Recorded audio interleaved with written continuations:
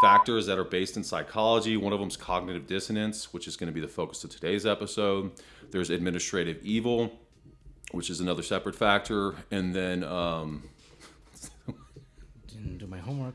Yeah, hold on. Factor, and then... I forgot the third one again. What was it? Dehumanization. I don't even know how I forgot. Today we're going to be discussing blind denial. That is a coin, or... Bro, let's just do this as a bloopers reel. All right.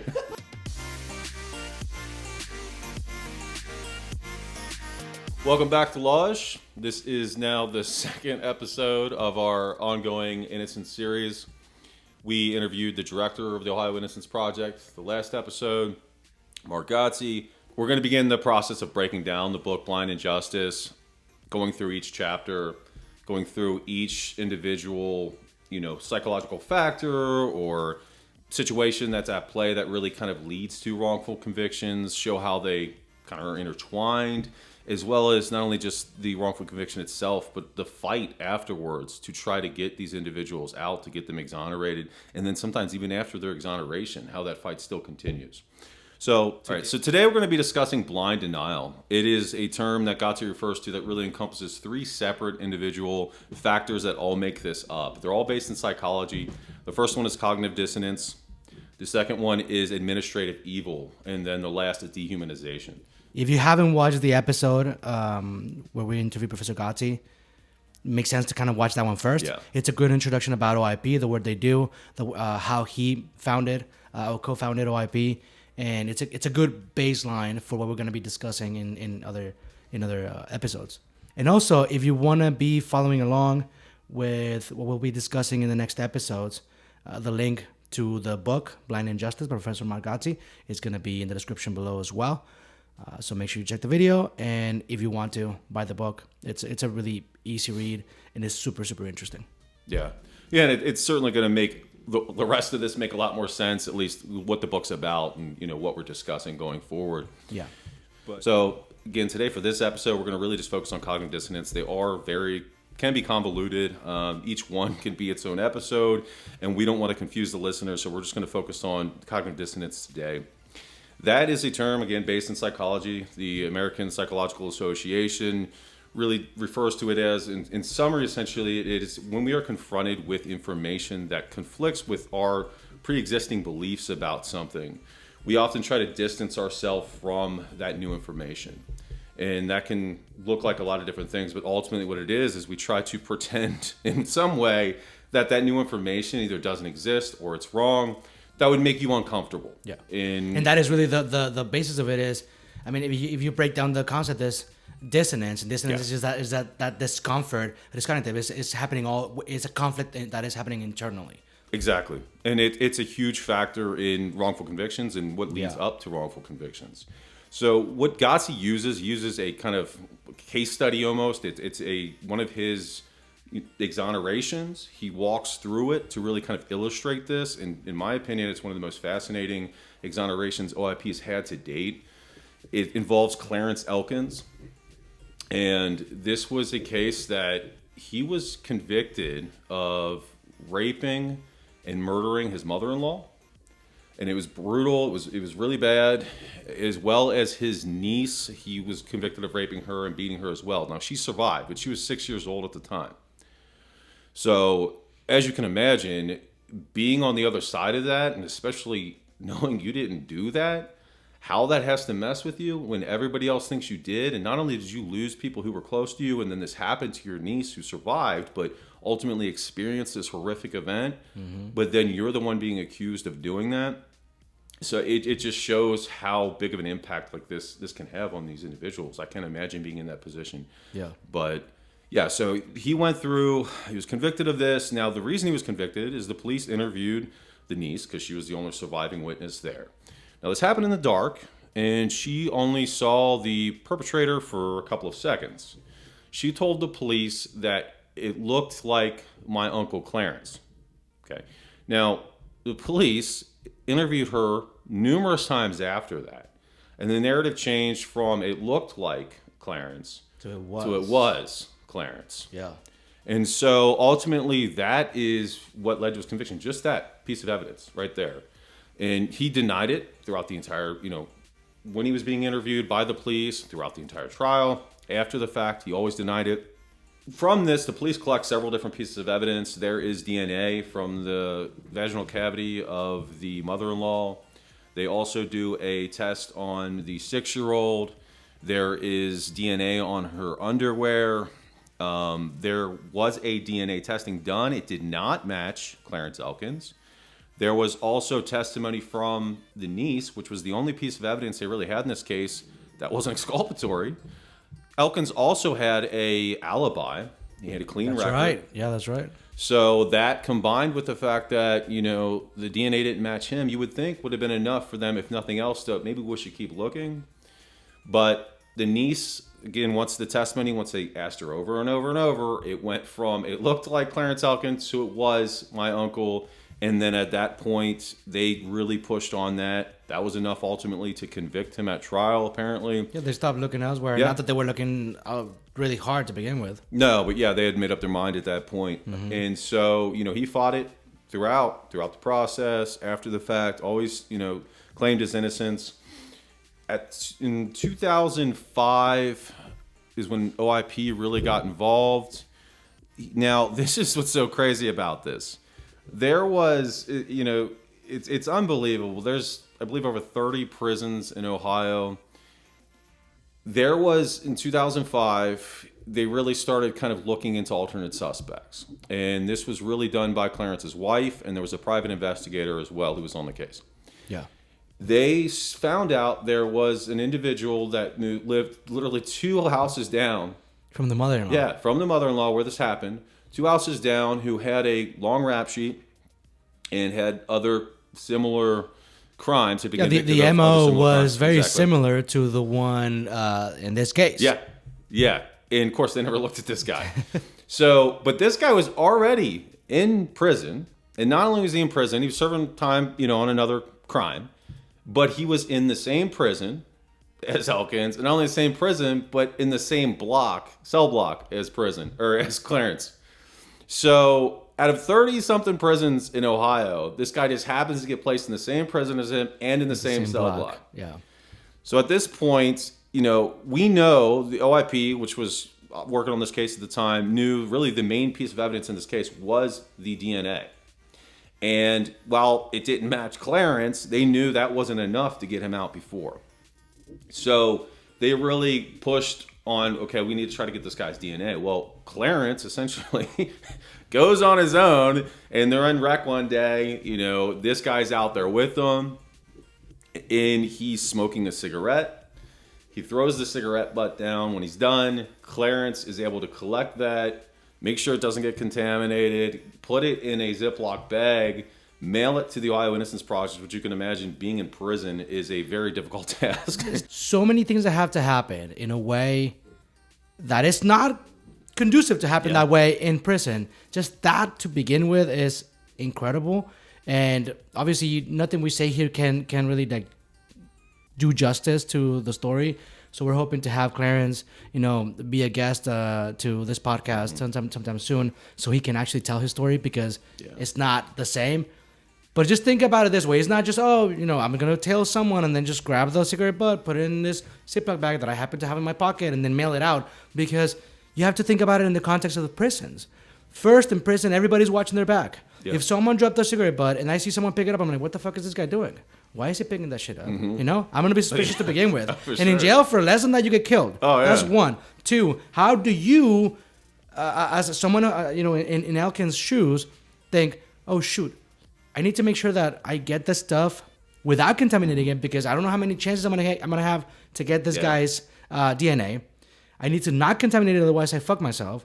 And then I also need to find a way to mail it out, and the mail is ridiculously controlled in prison. So there's all these. It's not an easy feat, even though it may sound relatively simple. Yeah, no, it's insane. And what's so crazy about it too is like like you were saying, Clarence isn't some hardened criminal. Right. You know, he didn't He had do no this. record. He had, So, and he's got to collect this from a guy that we know is. Oh, yeah. That is doing time on another crime. Who's someone done crimes who's ready to before kill that. for whatever, Yes. you know? So it's definitely a huge risk. But at the same time, obviously, he's got nothing to lose at this point. Yeah. You know, and so this was like his last-ditch effort to kind of prove his freedom. And so he's able to mail it out. OIP gets it, they test it, and it's a match. It's a match to the alternate suspect. So it's absolutely crazy. But what's even crazier and plays into kind of what this episode is about is that wasn't enough. Yeah. So OIP is like, oh, this is great. Like, they're going to, you know, the prosecutor's going That could have to return it. Yeah, that could have been a slam dunk. It's like, oh, you know what? Exactly. Not only did the DNA not match Clarence Elkins, Yeah. we found a match now. Yes. Yeah. So you would have thought, okay, well, that's it. You would think. We're done. To anybody, that should be more than enough, right? But there's more. And so, yeah, so the prosecutor is like, comes up with something which should bother anybody. He basically claimed that one of the jurors, he said there was contamination, probably contamination, that one of the jurors essentially that was there during the trial opened up the bag with the 6-year-old niece's like soiled underwear, Yep. blood-covered underwear, and touched them. So I don't know, you know, like that is just disgusting. I don't know how anybody would be like that is where your mental process was going. Long story short, there was a whole chain of custody done. Went through the chain of custody from the sheriff's department. That bag was never opened up until they did the DNA testing. So there was no contamination. Yeah. But again, that wasn't enough. So the judge as well would not, you know, exonerate him. The judge was going along with this whole narrative as well. So it wasn't just the prosecutor. And that just shows what's more problematic. It's not just obviously the prosecutors, it's everybody that this affects, you know, and to some extent it can affect defense attorneys. It can affect, you know, anybody involved in this system or anybody in general that's a person. I mean, you know, we're all fallible. We all are kind of potentially vulnerable to these psychological factors. And what ultimately they end up doing is they're able to get this guy who actually did this crime, who's already doing crime or already doing time, a substantial amount of time. He confesses. And that still wasn't enough up until the Attorney General at the time got involved of Ohio and said, basically, exonerate this guy. This is what are we absurd. doing here? Yeah, exactly. But for that, he'd probably still be in prison. And we're talking, you got DNA evidence showing not only was it not him, but it matches this guy. And then also confession of the confession of the guy who did it. And that's not even before we get into the alibi, the fact that they interviewed the 6-year-old like 6 different times and you had her basically change her narrative to fit what they wanted. And so it's just a pile of, you know, just issues and what should be to anybody else glaringly obvious that this guy didn't do this. It was exculpatory evidence. And, you know, but for the Attorney General getting involved, he'd probably still be there. Yeah. But, you know, it just shows too, like that all of these issues, the prosecutor coming up with this alternate narrative. You know, first there was contamination. Then not only was the whole juror contamination, which was again one of the issues, but then they were like, okay, well maybe somebody else was with Clarence, and Clarence just happened to not leave any DNA anywhere while he was in there, but this other guy did. So basically, he did it with somebody else. Well, there's obviously multiple issues with that, including the fact that she said there was one person. Yeah. So we're ignoring the witness that we relied on to convict him, and coming up with this other theory as well. You know, it's just anything that they could throw at the wall that would basically make it so they didn't have to come to grips with reality. Mm-hmm.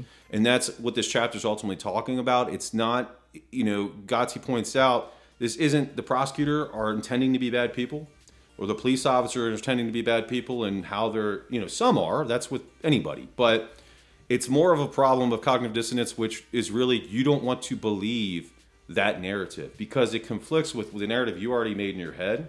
In doing so, would, in this case, you would have to not only admit that you messed up, which, you know, that's hard for a lot of people to do in general. Yeah. That you know, aren't the best prosecutor in the world because, again, you helped convict the wrong person. Yeah, the implication is that you didn't do your job. Yeah. You put someone innocent in jail. Well, that's the much worse one, Yeah. right? And then also, then also that someone out there, whoever. I mean, in this case, it was different. But if the real perpetrator was not in jail, Yeah.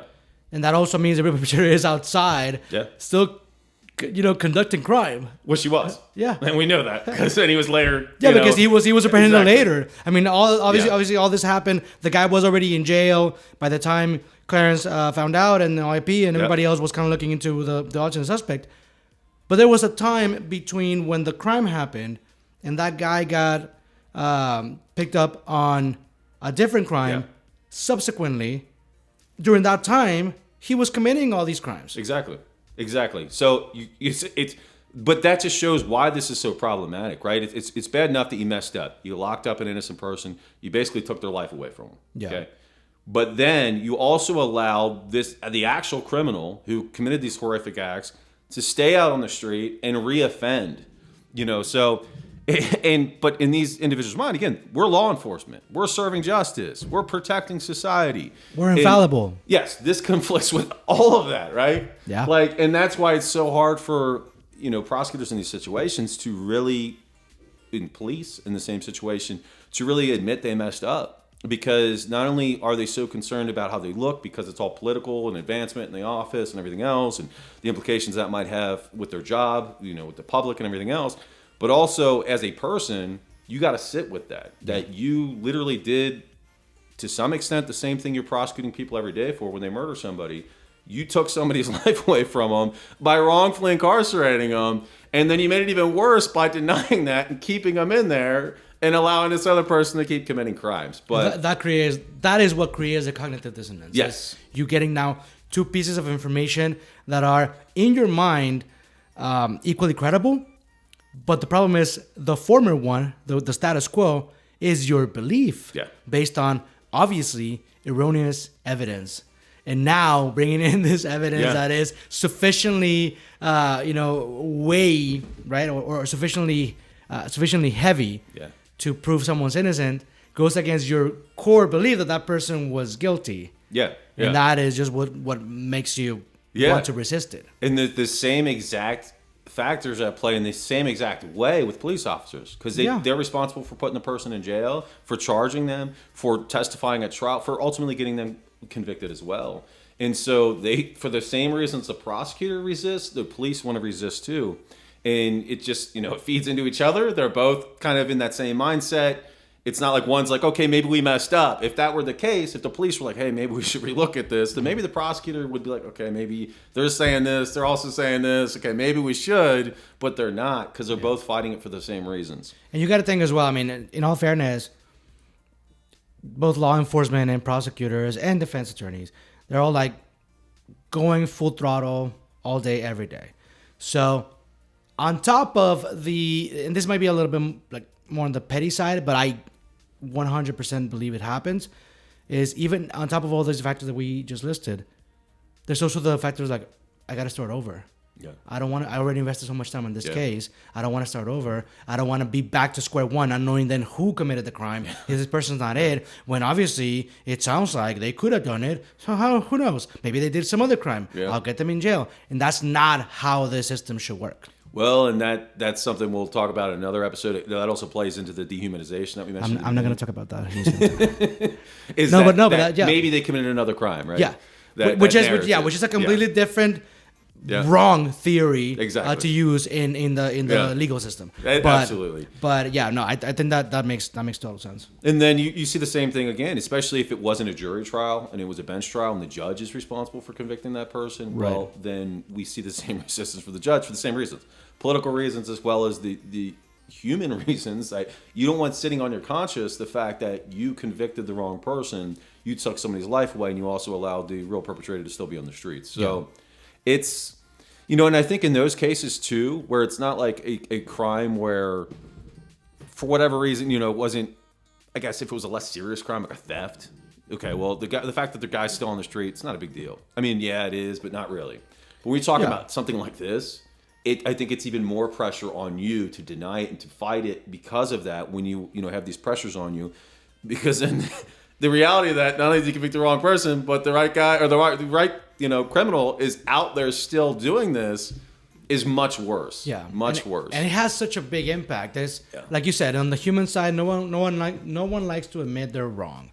At the same time, you must believe, within you that you're doing a good job. You're getting people off the streets, and that you're making the community a better community. And by admitting that this is wrong, there's the you have to confront the idea that you have someone out there still committing the crime. But then that goes to the other point you were talking about. There's politics in it. Yeah. So then, people are going to say that I'm not a good prosecutor. Mm-hmm. That's going to affect my career. But the problem is that you should not put innocent people in jail because it may or may not hurt your career. Yeah. If your job is to get, bad guys in jail, that's your job. It's not meant to be cushy. It's not meant to be. It's not meant for you to have job security at someone else's expense. Well, and I think it would go the other way. I think if you imagine the integrity, if you came out and said, I messed up, like I feel terrible, like we were going off the evidence we had at the time, we screwed up. We screwed up big time. And then you actually admitted that, maybe it would hurt your reelection chances. I don't know. But I think also it would give you a lot of people who supported that and respected that, because that's obviously so hard for a lot of people to do for the obvious reasons. In some cases, you have the family, the victim's family just suffering. Like, oh my God, we still can't get closure. In some cases, that goes beyond, and it's almost like hatred towards both the prosecutor and the now exonerated, wrongfully convicted person. In that case, it's like you have them acting out against them, even though there's now no evidence that they committed the crime. There's evidence that they didn't commit the crime, right? And that is also that pressure too. Nobody wants to deal with that. Let alone the family of the victim. And it's just so many factors. So I think the point here being that it is very easy for us to sit here and talk about a psychological concept, right? And even discuss the reasonings why it exists. But in practice, it's not an easy fix. And Godsey talks about that. It's like he's like, this is not going to change from day one. It's not going to change overnight. We understand that. Yeah, and that kind of brings me to the next point. Is just that is the fact that it's one thing to realize that it exists, right? And so if you ask somebody on the street or a cop or a prosecutor, do you believe in wrongful convictions? Most are going to say, yeah, it happens. But then when you ask if it ever happens in their office or their police department, no, it doesn't. Okay, it's like that happens, but not with us. It always happens somewhere else. Exactly. Yeah. There's always that exception. We're the exception to the rule. And, and that allows them to kind of come to grips with reality, but also pretend that we're not part of that problem. Mm-hmm. And with that also, we were talking about with the family, not only does that put pressure on the prosecutor as far as, how they're going to respond, but also they're also in denial themselves for those same reasons. Yeah. They finally felt like they got closure. For years they believe, okay, justice has been served. My daughter's murderer, rapist is now behind bars.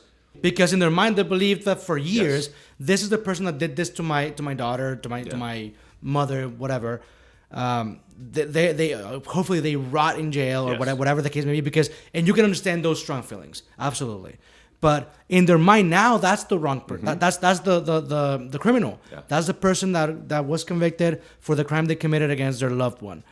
When you then get a retrial or evidence enough to free them, in your mind as a family member, you're thinking, they're freeing this criminal who did this to my family or to my family member, because you already have in your mind that image painted of this is the guy, or this is the girl, right? And that in itself brings within them cognitive dissonance, because now on the victim side, we talked about the prosecutors and law enforcement, and how there's resistance and why that resistance and where it comes from.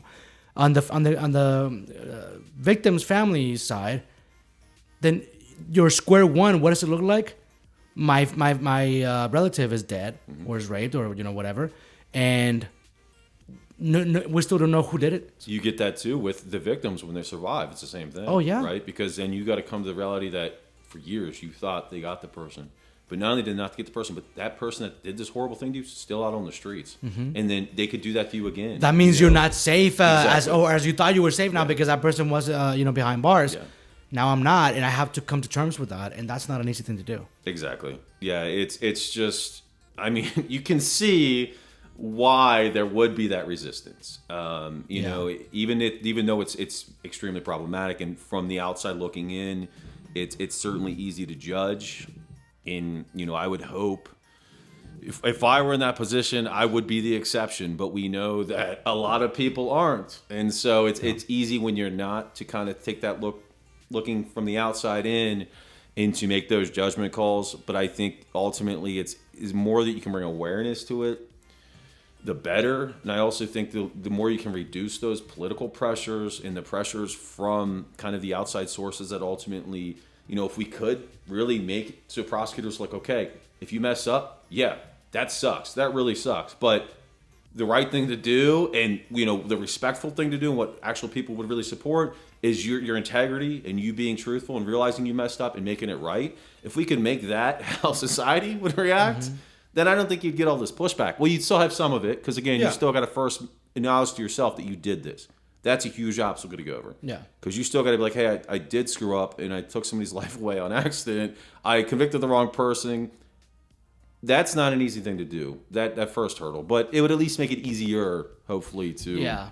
And I mean, we're discussing this, in a very optimistic and with starry eyes, frame of mind, because we know that if you think about it, what would it take for a prosecutor or law enforcement to say, I fucked up, I put someone in jail who shouldn't be in jail, especially when you have like a bigger profile case, right? What it takes ultimately is you acting against your own self-interest. And as human beings, we're not wired to do that. And by that, I mean, I think a prosecutor could have all the integrity in the world and try and be like, I fucked up. I shouldn't have done this, X, Y, C, all that without any issues. But the problem is that by doing that, they're already saying, I'm ready. They need to be ready and willing to lose their job, to, in this case, lose re-election, to even hurt their career chances, and even anywhere else. And that is a hard sell for anybody, because you're literally having to do this to go against your own interest. And that's not easy to do. I do believe, and we've seen it in the past, that there are people who say, you know what, I don't care. I can live with this myself. Like, I wouldn't be able to have a clean conscience, my job be damned, unless I come clean and say, I'm sorry, I really am sorry. This was not, I never intended for anybody innocent to go to jail. Yeah. But that's going to be the exception to the rule, because the rule is you act in your own interest. And I don't want to speak for Godsey, but I think that's part of what motivated him to do the innocence work. Agreed. Once he got out, he realized, oh, this does happen, and I was part of the problem. Yeah. And now this is a way for him not only to, kind of move past that, but to actually really change people's lives and kind of bring awareness to this issue. And he's not the only one. Again, a lot of the book is based on another prosecutor who went through the same kind of process, but that prosecutor convicted somebody. Again, DNA came out. It's clear this person didn't do it. And then he, spent the rest of his career towards working on innocence cases. Yeah.